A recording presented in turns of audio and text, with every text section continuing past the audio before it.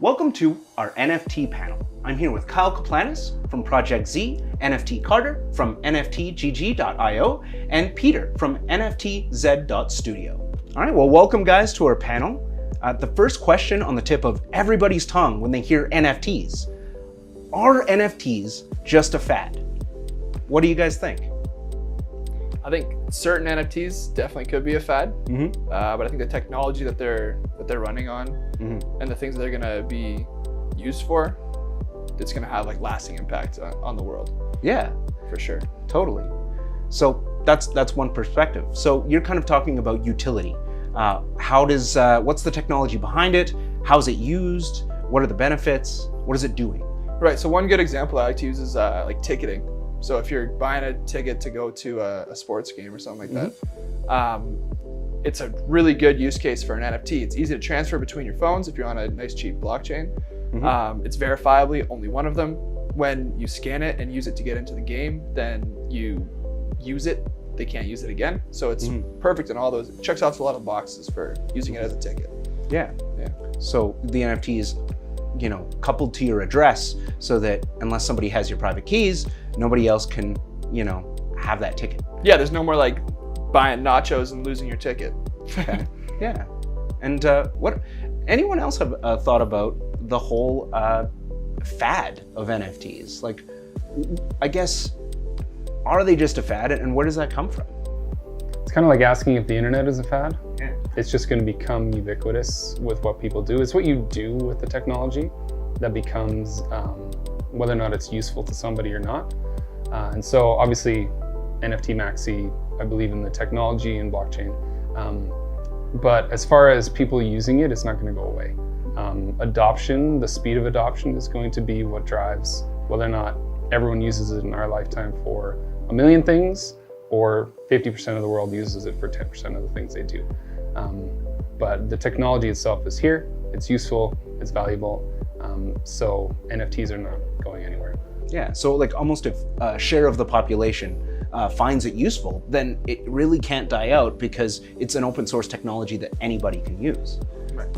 Yeah, I think like I look at it as, sure, the media portrays a lot of NFTs as fads. That's why the whole world right now is like, yo, this is all fad, it's BS, But I think, again, the technology, the way the internet, the way technology moves so quickly, the internet once was talked like, this will never be used, this is stupid, this is dumb. And we're at that right now, whereas the NFT, use cases as they adopt, I think people won't even realize that they even have them.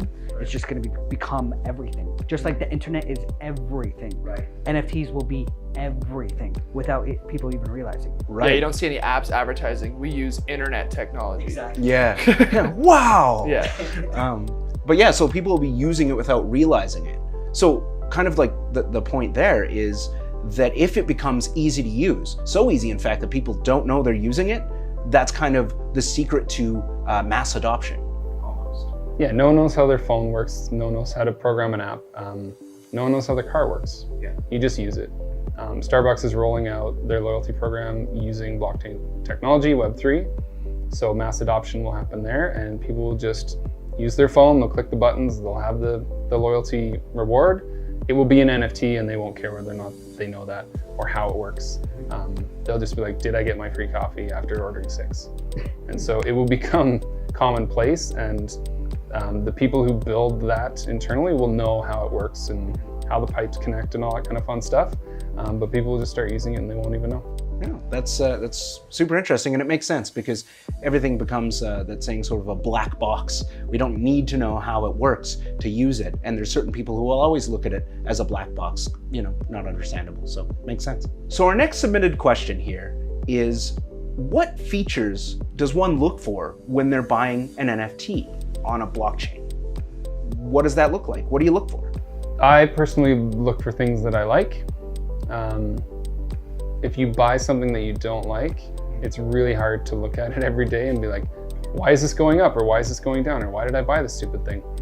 And I'm not talking just visually, it's more like the project itself. Do I like what they are trying to do in the world? Everyone says look at the team, which is obviously big. I don't buy into projects that the founders aren't doxed, that you don't know who the founders are. or I try not to. And so if you align with the ethos of what the founder's mission is, and you like the project and what it does, like I didn't buy into Link Style because I'm not a huge golfer, but I understand all the people who are like, this is the best thing, then I want to invest. So the things that you buy into, you got to have fun looking at it every day and being like, oh, what are they doing today? What is that? What happened here? So align it with your interests and find good founders, and then hope that it goes up in value. Unless you're a trader, there's a whole different criteria of what you do, but that's not what I do. Sure, yeah, and I think it makes sense because if you buy something you like and you believe in, it's like, hey, I bought this, and if it doesn't go anywhere, it goes down in value, it crashes. It's like, hey, I stand by, what I believe and why I bought this. I still believe in this ethos, so that's why I'm, that I've purchased it. The one safeguard is buy a few of them because you become emotionally attached if you like it. So if you have one of something and it goes up exponentially in value, and you're like, oh, but I really love this cute little picture of a cat, which we all know is not the value. It's the smart contract that's written behind it. But it'd be really hard to sell when you're emotionally attached to something. So buy multiples if you are going in that direction. Yeah, and if you can afford it, right? Buy them cheap. Buy them cheap, buy them new, I guess. That makes sense. Anybody else have a thought about that? Yeah, I'm a big proponent. I'm a big believer in the use case NFTs. So NFTs that have some sort of value, that provide like a value to a game or to like a community or something like that. So all the NFTs that I hold have some tokenomics behind it. So some of them generate a token every day. Other ones, if you use them, you unlock a character in a game that you can play, and you can earn money with that character playing the game. Or they unlocked an avatar in a 3D world that I can run around in this avatar, and there's some way of, now I can flex, I can dance in that like different, like Steve Aoki thing or whatever. So that's huge for me. I also love going into like the community, like really diving into it, start asking questions. I like to send a question into like a random channel, like not the help channel. I send a random message somewhere and be like, how do I do this super simple thing? And if a bunch of people jump on and help me, odds are, if somebody else who doesn't know what they're doing tries to buy this or tries to get into the project, someone's gonna help them. So that's always like a big plus for me. Yeah. And then I say like, oh yeah, I totally know this. I was just seeing if you guys were cool. And then you just bro down with some people. And if the vibe is cool, then buy like 3, like Peter said. Yeah. So because I buy 3, when it doubles, sell 1, hold on to the other 2 until if I like something, I'll hold it forever. Yeah. But I have 2 other ones that I can sell when I want to make some cash. So like if you can check out the community and you like the spirit and it fits with you, they're helpful, you dive in there. And if it has a little bit of utility, and it sounds like if it can keep you busy doing stuff, then it's probably something you can engage with, and that's how you enjoy spending your time. So what can you do? Yeah. Or if I could lease it out to somebody else who wants to play the game or use the character to generate their own income. Yeah, so NFTs is a character, not just we're kind of moving away from that skeptic's view of like, oh, it's just this picture on the blockchain. Right. Okay, well, it can be something more. So what about for you, Kyle? So I learned early on that FOMO is not the way. I lost a lot of money because I just went with where everybody else was. And then I realized, NFTs are like anything else in the world. Why would I be buying based off of other people's, what they think is valuable? So I looked at it like, okay, if I'm consuming products or things in the average life, why shouldn't I treat NFTs the same way? So what I do is, is it a good use case to me? Do I find the project valuable to me, not to what other people think?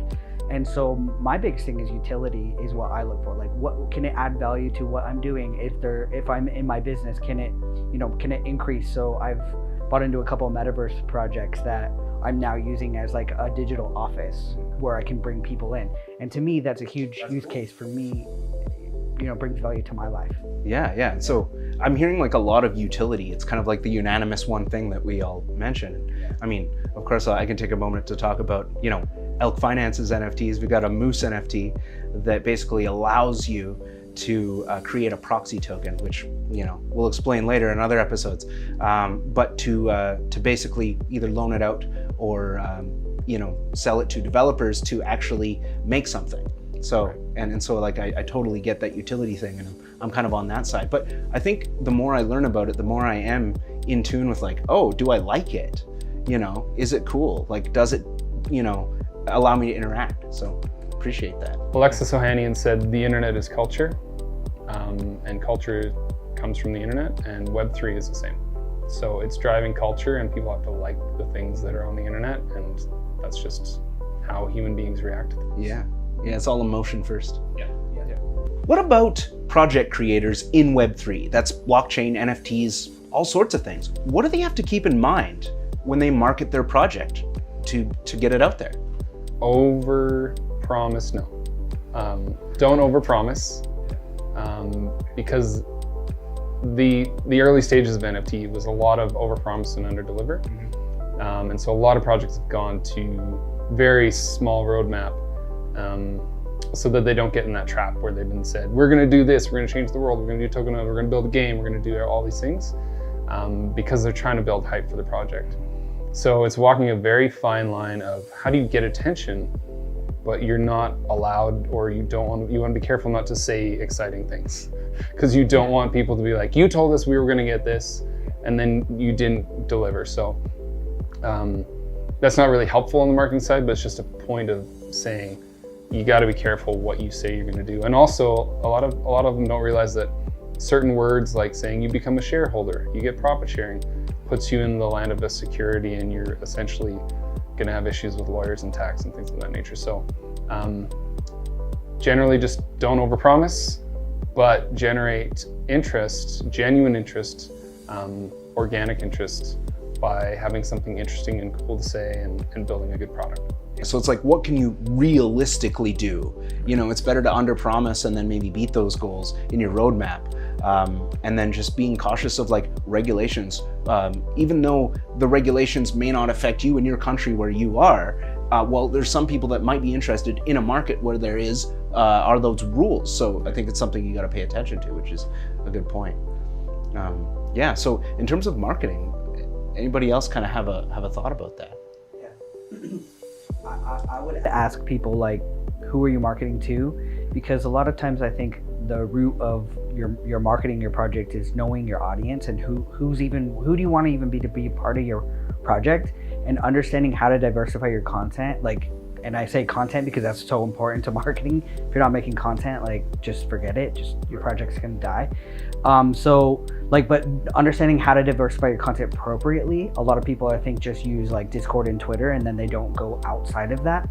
But it depends. Like, if your market is already on those things and that's all you need, then that's it. But if you're looking to expand your horizons and maybe get more mainstream audience involved, then you have to understand other platforms to market on. Right, like creating a crypto show on a business platform. Yeah. And if you don't understand marketing, like me, you're more technical or you're an idea person, find someone who understands it. You can't fake your way through it. You can't pretend. You can't be like, oh, I'll just put out posts and people will watch them and then they'll like me and come. Yeah. It's not if you build it, they will come. Yeah. It's if you build it, find someone who understands marketing to tell people what the heck's going on. Yeah. So you got to get involved with people who know marketing, who have the experience, because they're the ones, I mean, they're educated in it. They're the experts.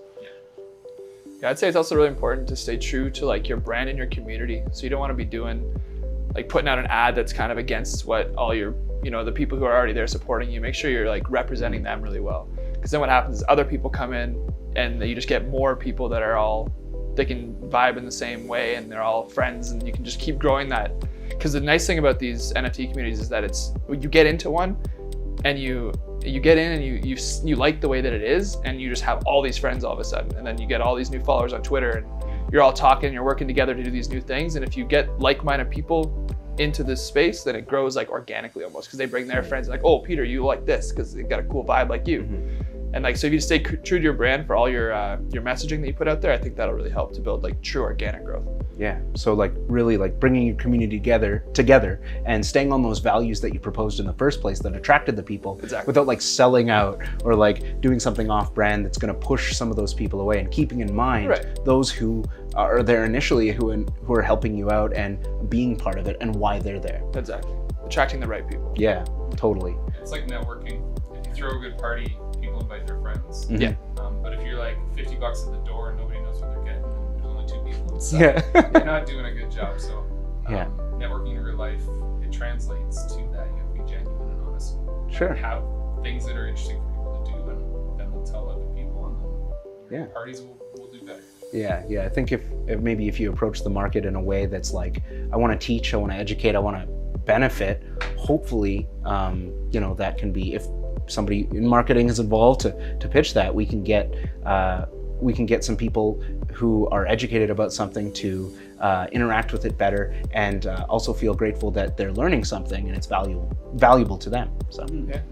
Another thing I can suggest as well is that there's a lot of projects out there that don't, like, yes, they're community driven, but they don't really ask their community for things, because like there might be a whole slew of people in your project that are some of the biggest marketers in the world, or whoever knows, that have a lot of resources. So just like asking your community that you've already created and saying, hey, does anybody know these resources? Don't be afraid to ask, because the community wants to market for you as well. So there could be some cool things. More people to come in. Yeah. That's the whole idea. Enjoy it together. It's hard when idea people or founders have an idea and they come up with something, and then it's like, but I don't want your ideas, but I'd like you to help and market. Right. So there's a fine balance of like, there's so many smart people in my community, but I don't want to listen to them. Because it's my idea and it's my thing. And Web3 is very much, it's decentralized. Yeah. Your community is who should be deciding. Yeah. So again, it's a fine line to walk of like, well, I don't want you posting a TikTok dance about my product because I don't feel like that aligns, but your community says it does. So Yeah. you got to kind of, you got to learn how to let go, which is You tough do. for entrepreneurs, founders, which are the people traditionally who are starting these projects in the space. So Yeah. it's fascinating. Yeah.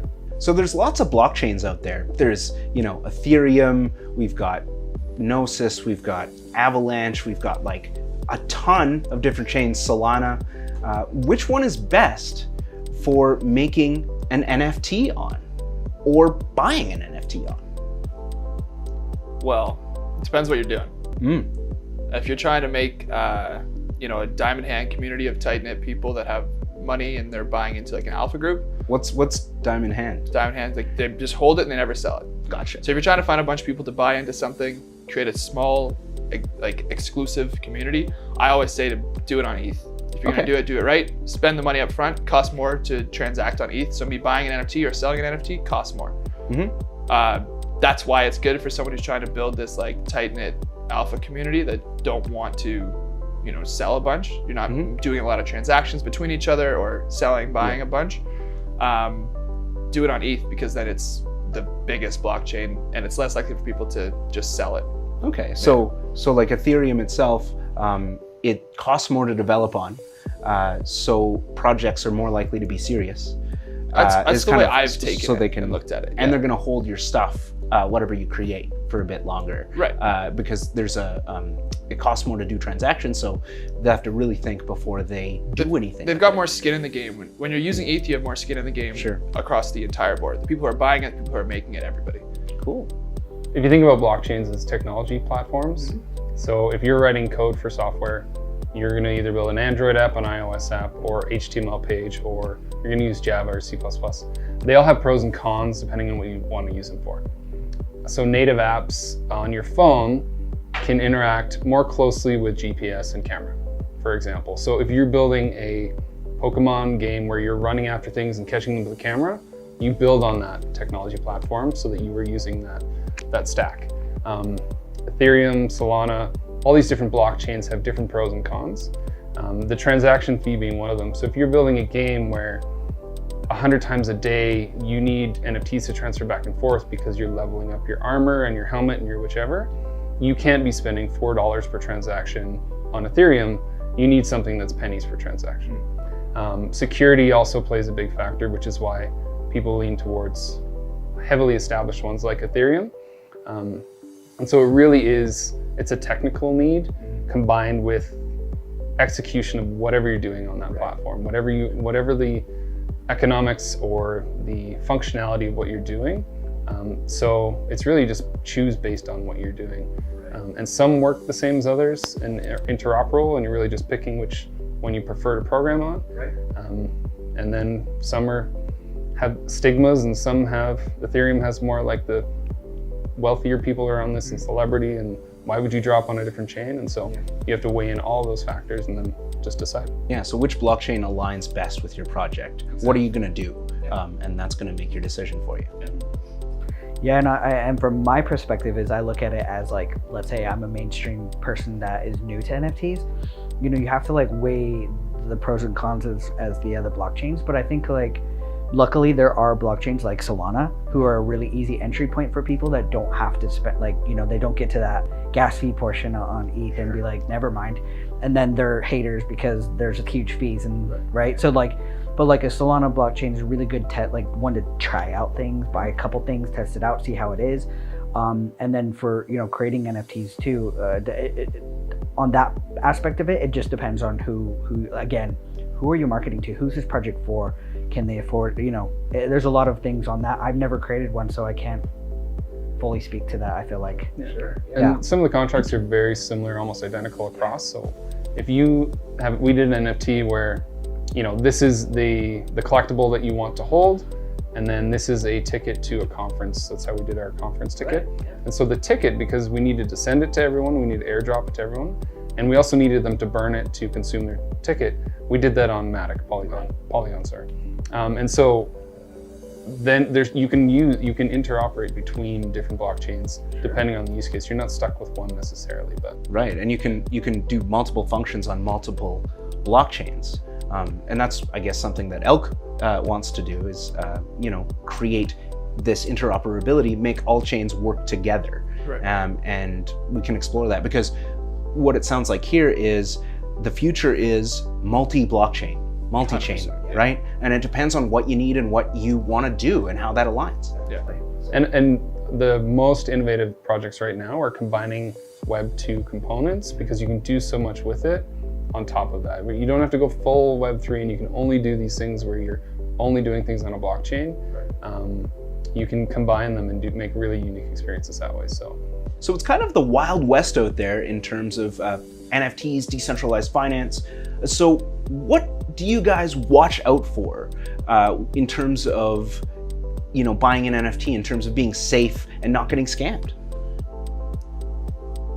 Peter mentioned earlier the doxed founders. So dox means like, you know who they are. If, you know, they're putting their reputation on the line to saying like, hey, I'm doing this and this is me. This is my history of, you know, the last 20 years I've been in tech or whatever it is. If they have something, if they're really putting like themselves out there, odds are they're not going to intentionally scam you. Right.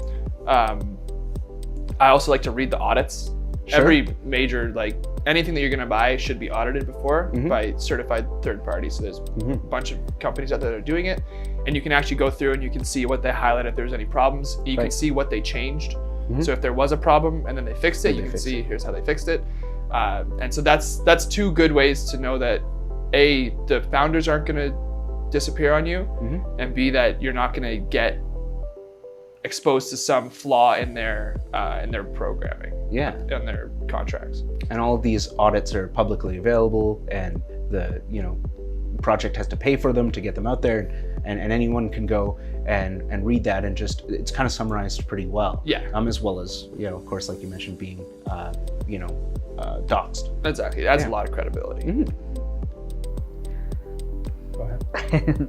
No, I was gonna say, for me personally, I don't buy any projects that aren't doxed. I learned that early on. Obviously, I'm sure we've all in this room have been rugged many times. And another thing I wanted to bring up, because I think this is really important on the topic of scams, is that just because maybe a project fails doesn't mean it was a scam. There's many businesses right now that are small businesses trying to launch, and they're not going to make it. But we don't look at them as scam businesses, right? Whereas, so I want to make sure that there's a fine line between what a scam is and something that just failed.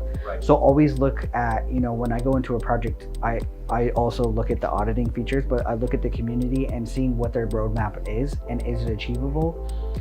And do I want to, I might be willing to say, yes, I want to be a part of this, but it might fail. And I know that. But to me, that's not a scam. It was just a failed business. Yeah, it's part of the risk. Yeah, there's no real true way to know if something is going to be successful or not. It's kind of like investing in startups. If you think about it as you're an angel investor in these things, and so you're picking a team, a concept, and you're kind of saying, here's my gambling money. You have to look at it that way. And some external force can come and hailstorm this thing that you just invested in, this whatever it may be in real life. And so external forces, unfortunately, they're primarily people on the internet who are, hacking into things and making it bad for everyone. But those kind of things you just can't control. And so there's a lot of influencers on Twitter that are really well reputable. And so if they know who's involved in it and they also check the contracts and do all that kind of stuff, you're hedging your bets. And then there's a whole side of wallet security that you really need to be, you need to spend about 40 hours alone on that, just to even feel 40% safe. And even then, it's the Wild West, like you said. It's a crazy time. So I'd like to thank our panelists, Kyle, NFT Carter, and Pieter, for joining us today on Bridging the Gap, sponsored by Elk Finance. Thanks, guys.